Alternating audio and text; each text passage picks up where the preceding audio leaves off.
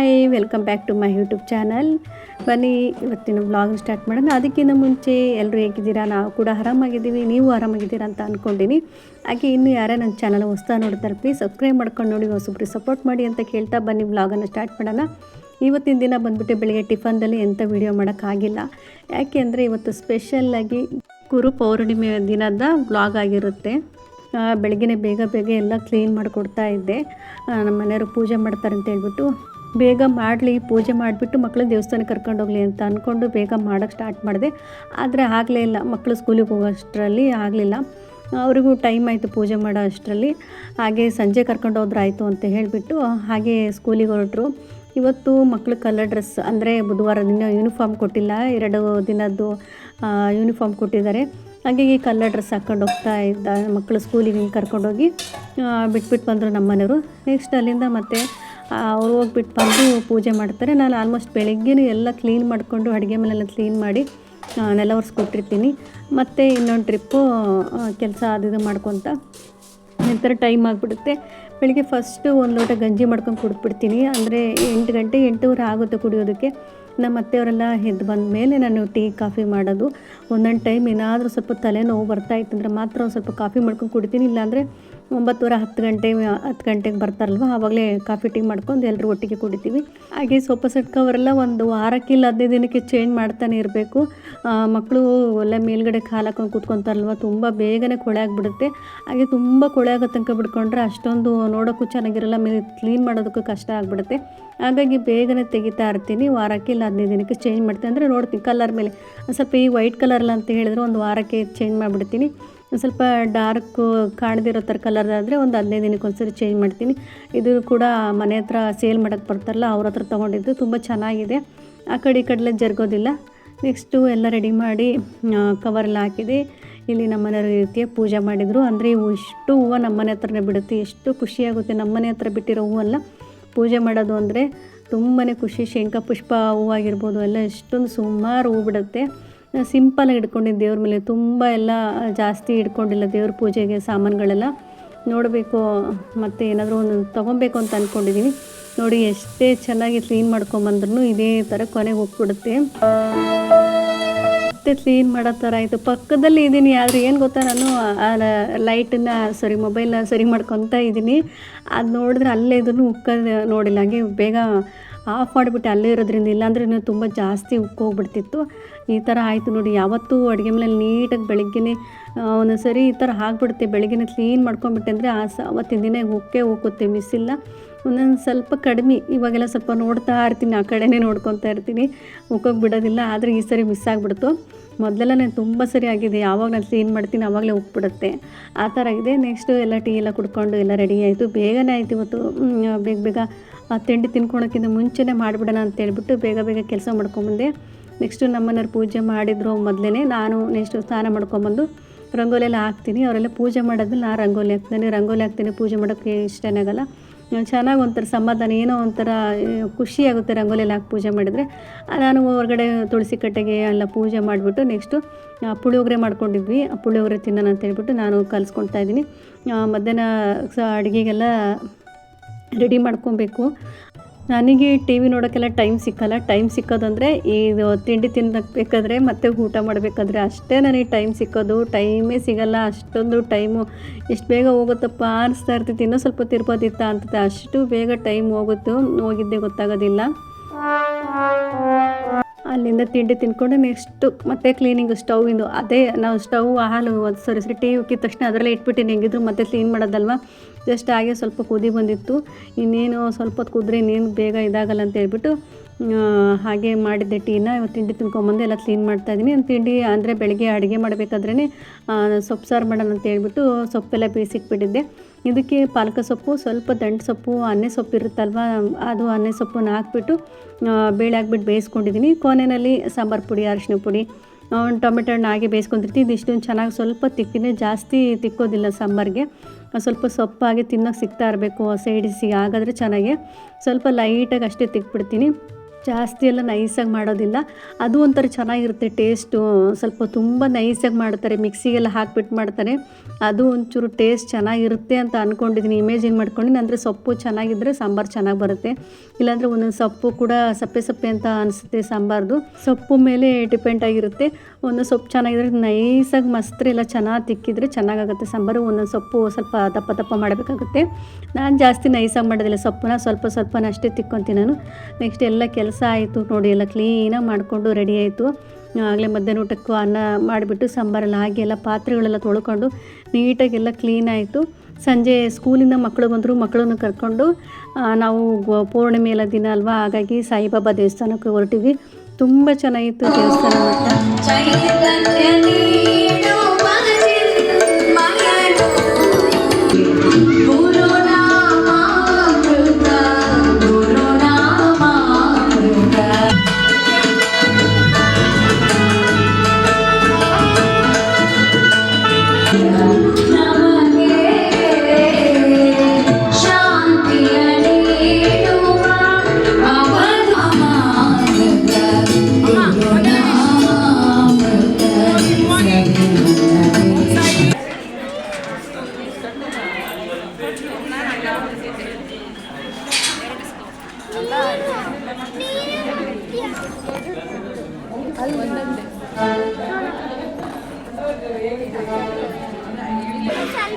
ನೋಡಿ, ಸ್ವಲ್ಪ ಹಾಕ್ಸ್ಕೊ.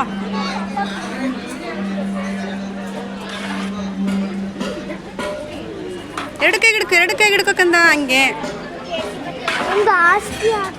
ಇರ್ಲಿ ಬಾ. ಬಿಸಿಬೇಡ ಮತ್ತು ಅದು ತಿನ್ನಲ್ಲ ನೋಡಿ, ನಾನು ಹಾಕ್ಸ್ಕೊಂಬರ್ತೀನಿ ಸೈಡಿಗೆ. ಸ್ವಲ್ಪ ಹಾಕ್ರಿ ಎಡಿಕಂದ.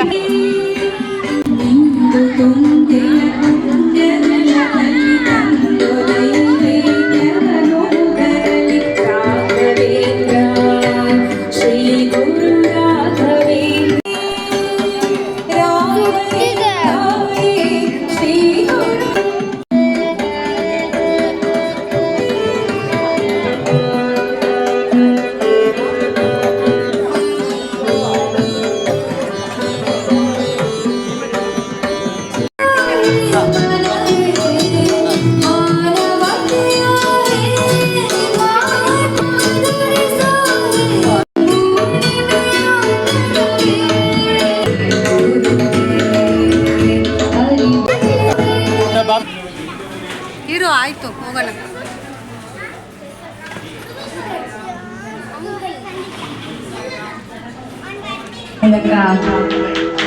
ನಾವೆಲ್ಲರೂ ಸೇರಿ ಸ್ತುತಿಸೋಣ.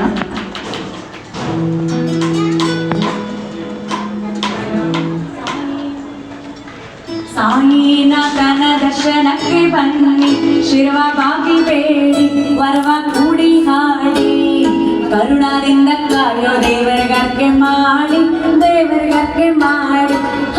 ಸಾಯಿನಾಥನ ದರ್ಶನಕ್ಕೆ ಬನ್ನಿ, ಶಿರವ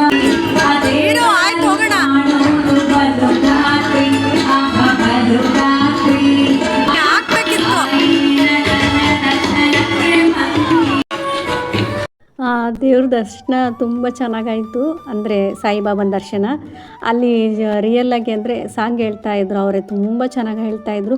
ನಿಂತ್ಕೊಂಡು ನೋಡೋಕ್ಕೂ ಬಿಡ್ತಾ ಇರಲಿಲ್ಲ ಮಕ್ಕಳು ಅಂದರೆ ಫ್ರೀಯಾಗಿತ್ತು. ನಾವು ಬೇಗ ಹೋಗಿದ್ವಿ, ಸಂಜೆ ಒಂದು ಸ್ಕೂಲ್ ಬಿಟ್ಟ ತಕ್ಷಣ ಒಂದು 5:30 ಮಕ್ಕಳು ಬಂದರು ಅಲ್ಲಿಂದ 5:15. ನಾವು ಹೊರಡೋಷ್ಟೊತ್ತಿಗೆ 5:30 ಆಯಿತು. ಅಲ್ಲಿ 5:45 6 ಗಂಟೆಗೆ ನಾವು ಇದ್ವಿ. ರಶ್ ಇರಲಿಲ್ಲ, ಆರಾಮಿತ್ತು. ನೈಟ್ ಅಂತೂ ಫುಲ್ಲು 1.5-2 ಕಿಲೋಮೀಟ್ರ್ ಅಷ್ಟು ಜಾಸ್ತಿ ಲೈನ್ ಕ್ಯೂ ಇತ್ತಂತೆ. ನಾವು ಸಂಜೆನೇ ಬೇಗ ಹೋಗಿ ಬಂದ್ವಿ. ಮಕ್ಕಳು ಹೋಗೋ ತನಕ ಒಂಥರ ಬೇಗ ಅರ್ಜೆಂಟ್ ಮಾಡ್ತಾರೆ, ಅಲ್ಲಿಗೆ ಹೋದ್ಮೇಲೆ ಮತ್ತೆ ಮನೆಗೆ ಬರೋದಕ್ಕೂ ಅಷ್ಟು ಅರ್ಜೆಂಟ್ ಮಾಡಿಬಿಡ್ತಾರೆ. ಇದೇ ಥರನೇ ಎಲ್ಲ ಮಕ್ಕಳು ಹಾಗೆ ಹೋಗ್ಬೇಕಾದ್ರೆ ಒಂಥರ, ಬರಬೇಕಾದ್ರೆ ಒಂಥರ. ಅಲ್ಲಿಂದ ಬಂದು ಲಂಚ್ ಬಾಕ್ಸ್ ಎಲ್ಲ ತೆಗಿತಾಯಿದ್ದೀನಿ. ಮಗ ಬೆಳಗ್ಗೆ ಪುಳಿಯೋಗರೆ ಕಳಿಸ್ತೀನಿ, ಹಾಗೆ ತೊಗೊಂಬಂದ್ಬಿಟ್ಟಿದ್ದಾನೆ. 2 ಡಬ್ಬಿಗೆ ಸ್ವಲ್ಪನೇ ಹಾಕಿರ್ತೀನಿ. ದೊಡ್ಡವನಿಗೆ, ಚಿಕ್ಕವನು ನೀಟಾಗಿ ಖಾಲಿ ಮಾಡ್ಕೊಂಬಂದ್ಬಿಡ್ತಾರೆ. ಅದೇ ದೊಡ್ಡ ಮಗ ಇರೋನು ಸ್ವಲ್ಪ ಕಡಿಮೆ ತಿನ್ನೋದು, ಎಲ್ಲ ಹಾಗೆ ಬಿಡ್ಕೊಂಬಂದ್ಬಿಟ್ಟು ಡಬ್ಬಿ ಎಲ್ಲ. ಹಾಗೆ ಸಂಜೆ ಆಯಿತು, ಮಕ್ಕಳಿಬ್ಬರನ್ನೂ ಟ್ಯೂಷನಿಗೆ ಕಳಿಸ್ತೀನಿ. ಮೊದಲೆಲ್ಲ ನಾನೇ ಮಕ್ಕಳಿಗೆ ಹೇಳ್ಕೊಡ್ತಾ ಇದ್ದೆ. ಇವಾಗ ಏನಾಗಿದೆ ಅಂದರೆ ಇಬ್ಬರು ಮಕ್ಕಳಿಗೆ ಹೇಳ್ಕೊಡ್ತಾ ಇದ್ದೆ. ಇವಾಗ ದೊಡ್ಡವನಾಗ್ತಾ ಇರ್ತಲ್ವ, ನಮಗೂ ಒಂದೊಂದು ಗೊತ್ತಾಗೋದಿಲ್ಲ. ಒಂದೊಂದು ಸಬ್ಜೆಕ್ಟ್ ಎಲ್ಲವ ಒಂದೊಂದು ಗೊತ್ತಾಗುತ್ತೆ. ಹಾಗಾಗಿ ಮತ್ತೆ ಮಾತು ಕೇಳಲ್ಲ, ಮನೇಲಿ ಬರ್ತಾ ಬರ್ತಾ ದೊಡ್ಡವರಾದಂಗೆ ಹಠ ಮಾಡ್ತಾ ಇರ್ತಾರೆ ಮಕ್ಕಳು. ಹಾಗಾಗಿ ದೊಡ್ಡವನ ಟ್ಯೂಷನಿಗೆ ಕಳಿಸಿದ್ದೀನಿ. ಇವಾಗ ಚಿಕ್ಕವನಿಗೆ ಹೇಳ್ಕೊಡೋಣ ಅಂದರೆ ನಾನು ದೊಡ್ಡವನಿಗೆ 3rd ಸ್ಟ್ಯಾಂಡರ್ಡ್ ತನಕ ನಾನೇ ಹೇಳ್ಕೊಡ್ತಾ ಇದ್ದಿದ್ದು. 4ತಲ್ಲೂ ಅರ್ಧ ತನಕ ಹೇಳ್ಕೊಟ್ಟಿದ್ದೀನಿ. ಮತ್ತು ಇವಾಗ ಬರ್ತಾ ಬರ್ತಾ ದೊಡ್ಡವನಾದ್ಮೇಲೆ ಕೇಳೋದಿಲ್ಲ ಅಂತ ಟ್ಯೂಷನ್ಗೆ ಹಾಕಿದ್ದೆ. ಇವು ಚಿಕ್ಕವನು ಬಂದುಬಿಟ್ಟು 1st ಸ್ಟ್ಯಾಂಡರ್ಡ್ ಅಲ್ವ, ನಾನು ಆರಾಮಾಗಿ ಹೇಳ್ಕೊಡ್ಬೋದು, ಎಂಥ ಕಷ್ಟ ಇರೋದಿಲ್ಲ. ಆದರೆ ಎಂಥದ್ದು ಅಂದರೆ ಒಬ್ಬನೇ ಇರ್ತಾನಲ್ವ ಮನೆಯಲ್ಲಿ, ಅವ್ರ ಅಣ್ಣ ಬೇರೆ ಇರೋದಿಲ್ಲ. ಏನಾಗುತ್ತೆ, ಸಂಜೆ ಬಂದ ತಕ್ಷಣ ಹೋಮ್ವರ್ಕ್ ಮುಗಿಸ್ಬಿಡುತ್ತೆ ಚಿಕ್ಕದು. ಇಂಥ ರಗಳೆ ಇರೋದಿಲ್ಲ ನಮಗೆ. ಅಲ್ಲಿ ನೋಡ್ಬೋದು ಗುಬ್ಬಿಗಳೆಲ್ಲ ಬಂದಿತ್ತು. ಅದನ್ನ ಸ್ವಲ್ಪ ಹಾಗೆ ಹಿಡ್ದಿನಿ, 4-5 ಗುಬ್ಬಿಗಳು ಬಂದಿತ್ತು. ಅಕ್ಕಿ ಕಾಳೆಲ್ಲ ಹಾಕಿಟ್ಟಿದ್ನೆಲ್ಲ ತಿಂದೋಗೋಕ್ಕೆ ಅಂತ ಬಂದಿತ್ತು. ಹಾಗೆ ಚಿಕ್ಕ ಮಗದು ಏನಾಗುತ್ತೆ ಅಂದರೆ ಒಬ್ಬನೇ ಇರ್ತಾನಲ್ವ, ನಿದ್ದೆ ಮಾಡ್ತಾ ಇರ್ತಾರೆ. ನಿದ್ದೆ ಮಾಡೋದು, ತುಗುಡಿಸೋದು ಆ ಥರ ಮಾಡ್ತಾ ಇರುತ್ತೆ. ನನ್ನ ಮಾತೇ ಕೇಳೋದಿಲ್ಲ, ತುಂಬ ಹಠ ಮಾಡುತ್ತೆ, ಒದೆ ತಿನ್ನುತ್ತೆ, ಬೈಸ್ಕೊಳ್ಳುತ್ತೆ, ಈ ಥರ ಮಾಡುತ್ತೆ. ಹಾಗಾಗಿ ಅವನಿಗೂ ಕೂಡ ಟ್ಯೂಷನಿಗೆ ಹಾಕ್ಬಿಟ್ಟಿದ್ವಿ ಚಿಕ್ಕವ್ರಿಗೂ. ಇಲ್ಲಿ ನೋಡ್ಬೋದು ಹೂವಲ್ಲಿ ಮೆಣಸಿನ್ಕಾಯಿ ಗಿಡ ಎಲ್ಲ ಹುಟ್ಟಿದೆ. ಮೇಲ್ಗಡೆ ಸ್ವಲ್ಪ ದೊಡ್ಡ ದೊಡ್ಡ ಪಾಟ್ಗಳಿಗೆ ಗಿಡಗಳು ಟೊಮೆಟೊಲೆಲ್ಲ ಹಾಕೋಣ ಅಂತೀನಿ. ನನಗೆ ಇಷ್ಟೊಂದು ಕೆಲಸದಲ್ಲಿ ಅದನ್ನು ಈ ಗಿಡಗಳೇ ಮೇಂಟೈನ್ ಮಾಡೋಕ್ಕಾಗೋದಿಲ್ಲ. ಮತ್ತು ಅದು ಬೇರೆ ನೀರೆಲ್ಲ ಮೇಲೆ ಎತ್ತಿ ಹಾಕಬೇಕು. ಅಲ್ಲಿ ಮೇಲ್ಗಡೆ ನಲ್ಲಿ ಎಲ್ಲ ಹಾಕ್ಸಿಲ್ಲ, ಇಲ್ಲಿಂದ ಕೆಳಗಡೆಯಿಂದ ತೊಗೊಂಡೋಗ್ಬೇಕು. ಮತ್ತು ಯಾಕೆ ಅದೆಲ್ಲ ರಿಸ್ಕು ಸುಮ್ಮನೆ ಅಂತ ಹೇಳಿಬಿಟ್ಟು ಗಿಡಗಳಲ್ಲಿ ಹಾಕಬೇಕು ಅಂತ ಆಸೆ ಇದೆ. ನೋಡಬೇಕು, ಮೇಲ್ಗಡೆ ನಲ್ಲಿ ಹಾಕ್ಸಿದ್ರೆ ಹಾಕ್ತೀನಿ. ಗಿಡಗಳಲ್ಲಿ ಯಾವ ಥರ ಬರುತ್ತೆ ನೋಡಬೇಕು. ಹಾಗೆ ಇಲ್ಲಿ ಸ್ವಲ್ಪ ಬೆಳ್ಳುಳ್ಳಿ ಸಿಪ್ಪೆ ಎಲ್ಲ ಇತ್ತು. ಅದು ಸೇವಂತಿಗೆ ಹೂವು ಬಿಟ್ಟೆ ಇಲ್ಲ, ಒಂದು ಟೈಮ್ ಏನೋ ಬಿಟ್ಟಿದ್ದು. ತುಂಬ ಚೆನ್ನಾಗಿದೆ ಕಲರ್, ಅದು ಕನಕಾಂಬರ ಕಲರಿನ ಸೇವಂತಿಗೆ ಹೂವು. ಅದು ಬಿಟ್ಟು ಅದು ಗಿಡ ಸ್ವಲ್ಪ ಚಿಕ್ಕದಿತ್ತಲ್ವ, ಬೆಳ್ಳುಳ್ಳಿ ಸಿಪ್ಪೆ ಹಾಕಿ ಚೆನ್ನಾಗಿ ಬರ್ಬೋದು ಅಂತ ಹಾಕ್ತಾಯಿದ್ದೆ. ಇವತ್ತಂದು ತುಂಬ ಗಾಳಿ ಇತ್ತು, ನೋಡ್ಬೋದು ಗಿಡಗಳಲ್ಲಿ ಎಷ್ಟೊಂದು ಹಾರಾಡ್ತಾ ಇದೆ ಅಂತ ಹೇಳ್ಬಿಟ್ಟು. ಇವು ಮಳೆಗಾಲ ಆಗಿರೋದ್ರಿಂದ ಸ್ವಲ್ಪ ಹೂಗಳೆಲ್ಲ ಕಡಿಮೆ ಬಿಡ್ತಾಯಿದೆ. ಏನಿದ್ರು ಶಂಖಪುಷ್ಪ ಹೂವು ಮಾತ್ರ ಚೆನ್ನಾಗಿ ಬಿಡ್ತಾಯಿದೆ, ಜಾಸ್ತಿ ಹೂವು ಬಿಡ್ತಾಯಿದೆ. ಈ ಪಿಂಕ್ ಕಲರ್ ನೋಡೋಕ್ಕೆ ಒಂದು ಚೆಂದ, ಪಿಂಕು ಮತ್ತು ವೈಟ್ ಹೂವು ಎರಡನ್ನೂ ಪಕ್ಕದಲ್ಲಿ ಇಟ್ಟರೆ ತುಂಬ ಚೆನ್ನಾಗಿರುತ್ತೆ, ಚೆನ್ನಾಗಿ ಕಾಣಿಸುತ್ತೆ. ನಾನು ಟೆರಕೋಟಾ ಜ್ಯುವೆಲರಿ ಮಾಡ್ತಾ ಇದ್ದಲ್ವ, ಅವ ತೊಗೊಂಡಿರೋದು ಅಷ್ಟು ಎಲ್ಲ ಗಟ್ಟಿ ಆಗಿಬಿಟ್ಟಿದೆ. ಇನ್ನೊಂದು ಚೆನ್ನಾಗಿದೆ, ನೀರು ಹಾಕಿರಬೇಕು.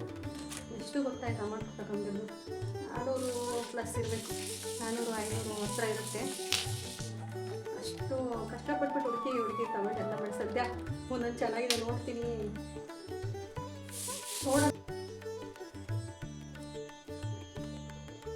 ಇಷ್ಟೊಂದೆಲ್ಲ ಗಟ್ಟಿ ಆಗ್ಬಿಟ್ಟಿದೆ, ತೆಗಿಯೋಕ್ಕೆ ಬರ್ತಾರೆ, ಅಷ್ಟೊಂದು ಗಟ್ಟಿ ಆಗ್ಬಿಟ್ಟಿದ್ದೀನಲ್ಲ. ಇದೆಲ್ಲ ಪಾಲಿಶ್. ಇದು ನೋಡಿ, ಈ ಡಬ್ಬ ಇದ್ದರೆ ಇದು ಪಾಲಿಶ್ ಡಬ್ಬ. ಎಲ್ಲ ನಾವು ಕಲರೆಲ್ಲ ನೀಟಾಗಿ ಇದೆಲ್ಲ ಹಾಕಿ ಕಲರಿಂಗೆಲ್ಲ ಆದಮೇಲೆ ಲಾಸ್ಟಿಗೆ ಪಾಲಿಶ್ ಹಾಕೋದಿದ್ದು. ಇದೇ ಶೈನಿಂಗ್ ಬರುತ್ತೆ, ಇದು ಚೆನ್ನಾಗಿದೆ ನೋಡಿ. ಯಾವುದಾದ್ರು ಒಂದು ಸರಿ ಹಾಕ್ಕೊಳ್ತೀವಿ ಈ ಥರ ಎಲ್ಲ ಪಾಲಿಶ್ ಮಾಡೋದಿದ್ದು. ಇಷ್ಟು ನೋಡಿ ಎಲ್ಲ ಗಟ್ಟಿ, ಎಷ್ಟು ಚೆನ್ನಾಗಿದೆ. ಇದೆಲ್ಲ ಗಟ್ಟಿಗೆ ಆಗ್ಬಿಟ್ಟಿದೆ. ನೋಡೋಣ, ಸ್ವಲ್ಪ ನೀರು ಹಾಕಿರ್ತೀನಿ. ಇದೆಲ್ಲ ಎಷ್ಟು ಗೊತ್ತಾ, 150 ರೂಪಾಯಿ ಒಂದಿದು. ಇದು 200 ರೂಪಾಯಿ, ಇದು 150. ಏನು ಮಾಡೋದು, ಏನೊಂದು ಮಾಡೋಣ ಅಂತ ಒಂದು ತಗೊಂಡೆ. ನೋಡಿದ್ರೆ ಈ ಥರ ಇದು ಎಷ್ಟು ಚೆನ್ನಾಗಿದೆ ಎಲ್ಲ. ಸ್ವಲ್ಪ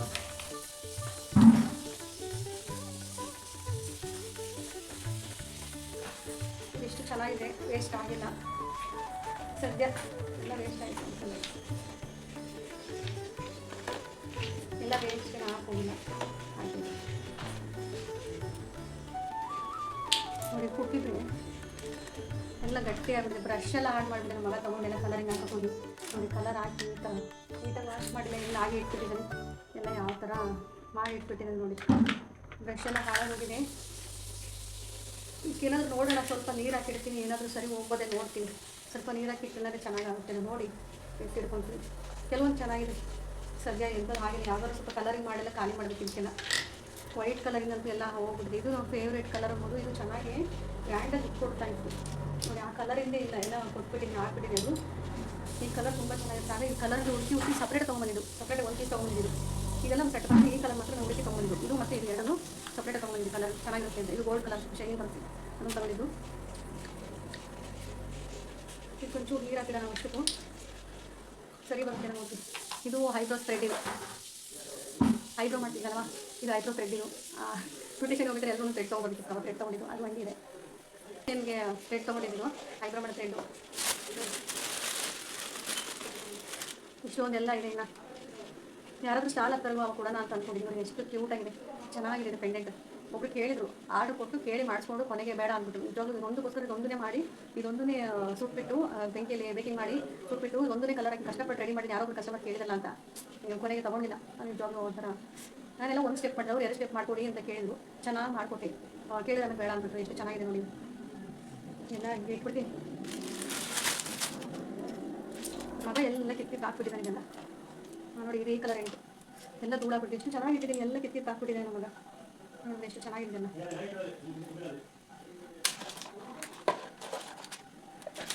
ಎಲ್ಲ ಅದಕ್ಕೆಲ್ಲ ಯೂಸ್ ಮಾಡ್ತಿದ್ವಿ, ಎಲ್ಲ ಕಟಾರು ಇದೆಲ್ಲ ತೊರೆ ತಿರ್ಸೋದಕ್ಕೆ, ಇದು ಕಟಿಂಗ್ ಮಾಡೋದಕ್ಕೆ ಎಷ್ಟು ಐಟಮ್ ತೊಗೊಂಡಿದ್ದೀನಿ. ಕ್ಲೀನ್ ಮಾಡೋದಂತಿದ್ದೆಲ್ಲ ಸಿಕ್ತು.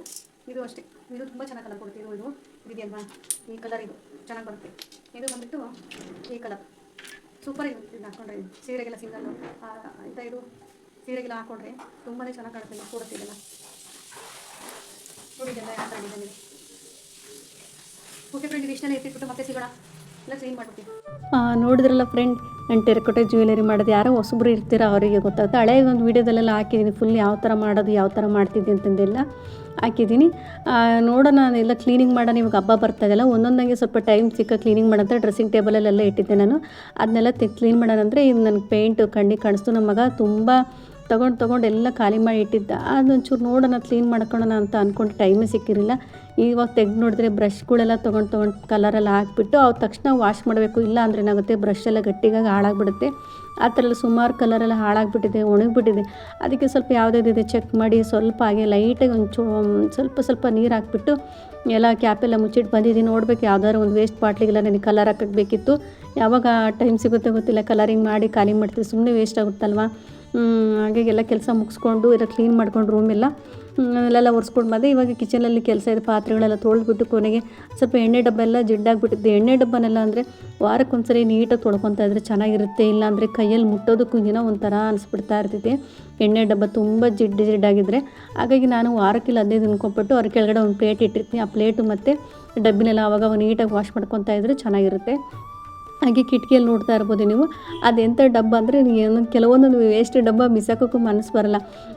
ಇದು ಜ್ಯೂಸ್ ಬಾಟ್ಲಿ ಇರುತ್ತಲ್ಲ 20 ರೂಪೀಸು, ಅದು ಮಕ್ಕಳು ಕುಡ್ದಿರೋ ಜ್ಯೂಸ್ ಬಾಟ್ಲು, ಅದರಲ್ಲಿ ಕಲರ್ ಕಲ್ಲಿರುತ್ತಲ್ವ, ಆ ಥರ ಕಲ್ಲುಗಳೆಲ್ಲ ಹಾಕಿ ಗಿಡಗಳನ್ನೆಲ್ಲ ಇಟ್ಟಿದ್ದೀನಿ. ತುಂಬ ಚೆನ್ನಾಗಿ ಕಾಣಿಸ್ತಾ ಇದೆ. ಇನ್ನೂ ಒಂದು 2-3 ಬಾಟ್ಲಿ ಇದೆ, ಅದನ್ನು ಕೂಡ ಗಿಡಗಳು ಸ್ವಲ್ಪ ಹಾಕಬೇಕು. ಹಾಗೆ ದೇವಸ್ಥಾನದೆಲ್ಲ ಚೆನ್ನಾಗಿತ್ತು. ವ್ಲಾಗ್ ಹೇಗೆ ಅನ್ನಿಸ್ತು ಕಮೆಂಟ್ ಹಾಕಿ. ಹಾಗೆ ಹೊಸಬ್ರಾರಿದ್ದರೆ ಸಬ್ಸ್ಕ್ರೈಬ್ ಮಾಡ್ಕೊಂಡು ನೋಡಿ, ಸಪೋರ್ಟ್ ಮಾಡಿ. ಕಿಚನೆಲ್ಲ ನೀಟಾಗಿ ಕ್ಲೀನಾಗೈತೆ. ಈ ಥರ ಕ್ಲೀನ್ ಇದ್ದರೆ ಮನಸ್ಸಿಗೆ ಎಷ್ಟು ಆನಂದ ಪರಮಾನಂದ ಆಗಿಬಿಡ್ತಾ ಇರುತ್ತೆ ಕಿಚನ್ ಕ್ಲೀನ್ ಆದರೆ. ಹಾಗೆ ಇಲ್ಲಿ ಬಂದುಬಿಟ್ಟು ನಾನು ಹಲಸಿನ ಬೀಜ ಇರುತ್ತಲ್ವ, ಇದು ಗೊತ್ತಿರ್ಬೋದು ಎಲ್ಲರಿಗೂ. ಕೆಲವರು ಬೀಜಗಳೆಲ್ಲ ವೇಸ್ಟ್ ಮಾಡ್ತಾರೆ, ಗೊತ್ತಾಗೋದಿಲ್ಲ ಕೆಲವ್ರಿಗೆ ಏನೇನು ಮಾಡಬೇಕು ಅಂತ. ಒಂದೊಂದು ಊರ ಕಡೆ ಒಂದೊಂದು ಥರ ನಡ್ಕೊಂಬಂದಿರ್ತಾರೆ, ಅಡುಗೆ ಮಾಡೋದಾಗಿರ್ಬೋದು ಏನಾಗಿರ್ಬೋದು. ಹಾಗೆ ಕೆಲವ್ರಿಗೆ ಬೀಜ ಏನು ಮಾಡ್ತೀರಂತ ಗೊತ್ತಿರಲ್ಲ. ನಾನು ಲೈವಲ್ಲಿ ಒಬ್ರು ಕೇಳಿದರು, ಬೀಜದಲ್ಲಿ ಏನು ಮಾಡ್ತೀರಾ ಅಂತ ಕೇಳಿದ್ರು. ಹಾಗಾಗಿ ನೋಡ್ಬೋದು ಎಷ್ಟೊಂದು ವೆರೈಟಿಗಳೆಲ್ಲ ಮಾಡ್ಬೋದು ಇದರಲ್ಲಿ. ನಾನು ಬೀಜ ಬಿಸಾಕಿ ಒಂದು ಸ್ವೀಟ್ ಮಾಡೋದು ತೋರಿಸ್ತಾ ಇದ್ದೀನಿ. ತುಂಬಾ ಚೆನ್ನಾಗಿರುತ್ತೆ, ಟ್ರೈ ಮಾಡಿ. ಒಳ್ಳೆ ಪ್ರೋಟೀನ್ ಇರುತ್ತೆ ಹಲಸಿನ ಬೀಜದಲ್ಲಿ. ಮಕ್ಕಳು ಹಾಗೆ ತಿನ್ನಲ್ಲ ಅಂದರೆ ದೊಡ್ಡರಿಗೂ ಕೂಡ ತಿನ್ನೋಕ್ಕೆ ಬೇಜಾರಾಯ್ತು ಅಂದರೆ ಈ ಥರ ಸುಡ್ಕೊಂಡ್ಬಿಟ್ಟು ತಿನ್ಬೋದು. ತುಂಬಾ ರುಚಿಯಾಗಿರುತ್ತೆ, ಬೆಂದಿರುತ್ತೆ. ನಾನು ಇದನ್ನು ನೀಟಾಗೆಲ್ಲ ಹುರಿದ್ಬಿಟ್ಟು ಸಿಪ್ಪೆನೆಲ್ಲ ತೆಗೆದಿಟ್ಕೊಂಡಿದ್ದೀನಿ. ಸಿಪ್ಪೆನೆಲ್ಲ ತೆಗೆದಿಟ್ಕೊಂಡು ಇದ್ರ ಜೊತೆಲಿ ಎಂಥ ಕಾಳು ಡ್ರೈ ಫ್ರೂಟ್ ಬೇಕಾದರೆ ಏನು ಬೇಕಾದರೂ ಮಿಕ್ಸ್ ಮಾಡ್ಕೊಂಡು ಮಾಡ್ಬೋದು. ಹಾಗೆ ಮಾಡೋದು ಒಂದೇ ಥರದ್ದು ಮಾಡೋದಕ್ಕೆ ಬರಲ್ಲಲ್ವ, ತಿನ್ನೋದಕ್ಕೂ ಸರಿ ಹೋಗಲ್ಲ. ಸ್ವಲ್ಪ ಡಿಫ್ರೆಂಟ್ ಟೇಸ್ಟ್ ಕೊಡಲಿ ಅಂತ ಹೇಳ್ಬಿಟ್ಟು ನಾನಿಲ್ಲಿ 1 ಬೌಲಷ್ಟು ಶೇಂಗಾ ತೊಗೊಂಡಿದ್ದೀನಿ. 2 ಬೌಲಷ್ಟು ಹಲಸಿನ ಬೀಜಕ್ಕೆ 1 ಬೌಲಷ್ಟು ಶೇಂಗಾ ತೊಗೊಂಡಿದ್ದೀನಿ. ಇದ್ರ ಜೊತೆಯಲ್ಲಿ ಡ್ರೈ ಫ್ರೂಟು ಒಣಕೊಬ್ಬರಿ ಕೂಡ ಹಾಕೊಬೋದು, ತುಂಬ ಚೆನ್ನಾಗಿ ಟೇಸ್ಟ್ ಬರುತ್ತೆ. ನಿಮ್ಮ ಅನುಕೂಲಕ್ಕೆ ತಕ್ಕಂತೆ ಮಾಡ್ಕೊಳ್ಳಿ. ಶೇಂಗಾ ಕೂಡ ಚೆನ್ನಾಗಿ ಹುರಿದಿಟ್ಕೊಂಡಿದ್ದೀನಿ. ನೀಟಾಗಿ ಹುರಿದಿಟ್ಕೊಂಡು ಸಿಪ್ಪೆ ಬೇಕಾದ್ರೆ ತೆಗಿಬೋದು. ನಾನು ಸಿಪ್ಪೆ ಎಲ್ಲ ತೆಗಿತಲ್ಲ ಹಾಗೆ ಹಾಕ್ತಾಯಿದ್ದೀನಿ. ನೀವು ಇದಕ್ಕೆ ಅಕ್ಕಿ ಬರುತ್ತಲ್ವ, ಅಕ್ಕಿ ಹುರಿದ್ಬಿಟ್ಟು ತಂಬಿಟ್ಟು ಮಾಡ್ತಾರಲ್ಲ, ಆ ಥರ ಅಕ್ಕಿ ಕೂಡ ಹಾಕ್ಬೋದು, ಸೇರಿಸ್ಬೋದು. ಡ್ರೈ ಫ್ರೂಟು ಎಂಥದ್ದು ಊತುತ್ತೆ ಈ ಥರ ಕೊಬ್ಬರಿ ಎಲ್ಲ ಏನು ಬೇಕಾದ್ರೂ ಸೇರಿಸ್ಬೋದು. ನಾನು ಕೊಬ್ಬರಿ ಎಲ್ಲ ಎಂತ ಹಾಕಲಿಲ್ಲ, ಸಿಂಪಲ್ಲಾಗಿ ಶೇಂಗಾ ಮತ್ತು ಹಲಸಿನ ಬೀಜನ ರುಬ್ಬಿಟ್ಟಿದ್ದೀನಿ. ಇದೆರಡನ್ನೂ ತರಿಯಾಗಿ ರುಬ್ಬಿಟ್ಕೊತೀನಿ. ತುಂಬ ನೈಸಾಗಿದ್ದರೆ ತಿನ್ನೋದಕ್ಕೆ ಚೆನ್ನಾಗಾಗಲ್ಲ, ಸ್ವಲ್ಪ ಬಾಯಿ ಸಿಗ್ತಾ ಇರಬೇಕು. ಶೇಂಗಾನು ಅಷ್ಟೇ ಸಿಪ್ಪೆ ತೆಗೆದಾಗೆ ಹಾಗೇನು ರುಬ್ಬಿಟ್ಕೊಂಡಿದ್ದೀನಿ. ಇವಾಗ ನಾನು ಬೆಲ್ಲ ಕರಗಿಸಿಟ್ಕೊಂಡಿದ್ದೀನಿ. ಚಿಕ್ಕ ಸೈಜ್ ಬರುತ್ತಲ್ವ, ಆ ಚಿಕ್ಕದನ್ನು 2 ಉಂಡೆ ಕರಗಿಸಿಟ್ಕೊಂಡಿದ್ದೀನಿ ಬೆಲ್ಲನ. ಸ್ವೀಟಿಗೆ ಎಷ್ಟು ಬೇಕು ಅಷ್ಟು ನೋಡಿ ಹಾಕ್ಕೊಬೋದು. ನಾನು 2 ಬೌಲು ಹಲಸಿನ ಬೀಜ, 1 ಬೌಲಷ್ಟು ಶೇಂಗಾ ತೊಗೊಂಡಿದ್ದೀನಿ. ಇದಿಷ್ಟು ಮಿಕ್ಸ್ ಮಾಡ್ಕೊಂಡು ಜೊತೆಯಲ್ಲಿ ಒಂದು ಚಿಟಿಕೆ ಉಪ್ಪು ಹಾಗೆ 1-2 ಏಲಕ್ಕಿ ಹಾಕಿದರೆ ಚೆನ್ನಾಗಿ ಘಮ ಬರುತ್ತೆ. ಇದಿಷ್ಟೇ ಮಿಕ್ಸ್ ಮಾಡಿಕೊಂಡು ನೋಡಬೇಕು. ಸ್ವಲ್ಪ ಒಂದು ಸ್ಪೂನ್ 2 ಸ್ಪೂನಷ್ಟು ತುಪ್ಪ ಹಾಕ್ಕೊಂಡು ಮೇಲೆ ಸ್ವಲ್ಪ ಬೆಲ್ಲ ಬೇಕಾದರೆ ಯಾವ ರೀತಿ ಗೊತ್ತಾಗುತ್ತೆ ನೋಡಿ. ಈ ಥರ ಆದರೆ ಇನ್ನೂ ಸ್ವಲ್ಪ ಬೆಲ್ಲ ಬೇಕು ಅಂತ ಅನಿಸ್ತಾ ಇದೆ. ಹಾಗಾಗಿ ಸ್ವಲ್ಪ ತುಪ್ಪ ಮತ್ತು ಮಿಕ್ಕಿರ್ತಕ್ಕಂಥ ಬೆಲ್ಲ ಇನ್ನೂ ಸ್ವಲ್ಪ ಮಿಕ್ಸ್ ಮಾಡಿಕೊಂಡು ಚೆನ್ನಾಗಿ ಮಿಕ್ಸ್ ಮಾಡಿಕೊಂಡ್ರೆ ನಮಗೆ ಕಟ್ಟೋದಕ್ಕೆ ಹದ ಗೊತ್ತಾಗುತ್ತೆ. ಇದೆಲ್ಲ ಎಂಥದ್ದು ಜಾಸ್ತಿ ಕ್ವಾಂಟಿಟಿ ಇಲ್ಲಲ್ವಾ, ಬೇಗ ಖಾಲಿಯಾಗಿಬಿಡುತ್ತೆ. ಹಾಗಾಗಿ ಸ್ವಲ್ಪ ಬೆಲ್ಲದ ಪಾಕನ ಮಾಡಿ ಇಟ್ಕೊಂಡು 1-2 ದಿನದಲ್ಲಿ ಖಾಲಿಯಾಗುತ್ತೆ. ಎಂತ ಇಲ್ಲ, ಎಂಥದ್ದು ಕೆಡೋದ್ರಲ್ಲಿ ತುಂಬ ಚೆನ್ನಾಗಿ ಟೇಸ್ಟ್ ಕೂಡ ಸೂಪರಾಗಿ ಬಂದಿತ್ತು. ಒಂದ್ಸರಿ ಟ್ರೈ ಮಾಡಿ ಯಾರೆಲ್ಲ ಹಲಸಿನ ಬೀಜ ಇರುತ್ತೆ ಮನೆಯಲ್ಲಿ, ಹಾಗೆ ಬಿಸಾಕಬೇಡಿ. ನಮ್ಮ ಕಡೆ ಎಲ್ಲ ಪಲ್ಯಗೆ ಮತ್ತು ಗಡ್ಸೊಪ್ಪಿಗೆ ಸಾಂಬಾರುಗಳಿಗೆಲ್ಲ ಹಾಕ್ತೀವಿ, ತುಂಬಾ ಚೆನ್ನಾಗಿರುತ್ತೆ ಕೆಲವೊಂದು ಕಡೆ. ಹಾಗೆ ಸ್ವೀಟ್ ಮಾಡಿದೆ, ತುಂಬಾ ಚೆನ್ನಾಗಿ ಬಂದಿತ್ತು. ಜಾಸ್ತಿ ಯೂಸ್ ಮಾಡೋದಂದರೆ ಗಡ್ಸೊಪ್ಪು ಅಂತ ಸೊಪ್ಪಿನ ಪಲ್ಯ ಮಾಡ್ತೀವಲ್ವ, ಅದ್ರ ಜೊತೆನಲ್ಲಿ ಹಾಕ್ತಾರೆ, ತುಂಬಾ ಚೆನ್ನಾಗಿರುತ್ತೆ. ತರಕಾರಿ ಜೊತೆಗೂ ಹಾಕ್ಬಿಟ್ಟು ಸಾಂಬಾರು ಮಾಡ್ತಾರೆ, ತುಂಬ ಚೆನ್ನಾಗಿರುತ್ತೆ. ಒಂದ್ಸರಿ ಟ್ರೈ ಮಾಡಿ ಹೇಗೆ ಬಂದಿತ್ತು ಅಂತ ಕಮೆಂಟ್ ಮಾಡಿ ತಿಳಿಸಿ. ಸ್ವೀಟ್ ಉಂಡೆ ಅಂತೂ ತುಂಬ ಸೂಪರಾಗಿ ಬಂದಿತ್ತು. ಕಮೆಂಟ್ ಹಾಕಿ ಹೇಳೋದನ್ನು ಮರಿಬೇಡಿ. ಹಾಗೆ ಇವತ್ತಿನ ವ್ಲಾಗ್ ಗುರುಪೌರ್ಣಿಮೆ ಅದು ಹೇಗೆ ಅನ್ನಿಸ್ತು ಅಂತ ಕಮೆಂಟ್ ಮಾಡಿ. ಇನ್ನು ಯಾರೆಲ್ಲ ನನ್ನ ಚಾನಲ್ ಹೊಸ್ದಾಗಿ ನೋಡ್ತಾ ಇದ್ದಾರೆ ಪ್ಲೀಸ್ ಸಬ್ಸ್ಕ್ರೈಬ್ ಮಾಡ್ಕೊಂಡು ನೋಡಿ, ಸಪೋರ್ಟ್ ಮಾಡಿ. ಪಕ್ಕದಲ್ಲಿರ್ತಕ್ಕಂಥ ಬೆಲ್ ಐಕನನ್ನು ಕ್ಲಿಕ್ ಮಾಡಿ ಸಪೋರ್ಟ್ ಮಾಡಿ. ನೋಡ್ತಾ ಇರ್ಬೋದು ಎಷ್ಟು ಚೆನ್ನಾಗಿ ಬಂದಿದೆ ಲಡ್ಡು. ಹಲಸಿನ ಬೀಜದಿಂದ ತಯಾರಾದ ಲಡ್ಡು ಆರೋಗ್ಯಕ್ಕೆ ತುಂಬಾ ಒಳ್ಳೆಯದು, ತುಂಬ ರಿಚ್ ಆಗಿರ್ತಕ್ಕಂಥ ಪ್ರೋಟೀನ್ ಅಂಶ ಇರುತ್ತೆ. ಮಕ್ಕಳಿಗೆ ಈ ಥರ ಮಾಡಿಕೊಟ್ರೆ ಬೇಡ ಅಂತ ಅನ್ನೋದಿಲ್ಲ, ತುಂಬ ಚೆನ್ನಾಗಿದೆ. ಮಕ್ಕಳು 2 ಉಂಡೆ ತಿಂದರು, ಯಾವ ಸೈಜ್ ಬೇಕು ಆ ಸೈಜಿಗೆ ಕಟ್ಕೊಂಡ್ರೆ ಹಲಸಿನ ಹಣ್ಣಿನ ಲಡ್ಡು ರೆಡಿ ಆಯಿತು. Thank you for watching.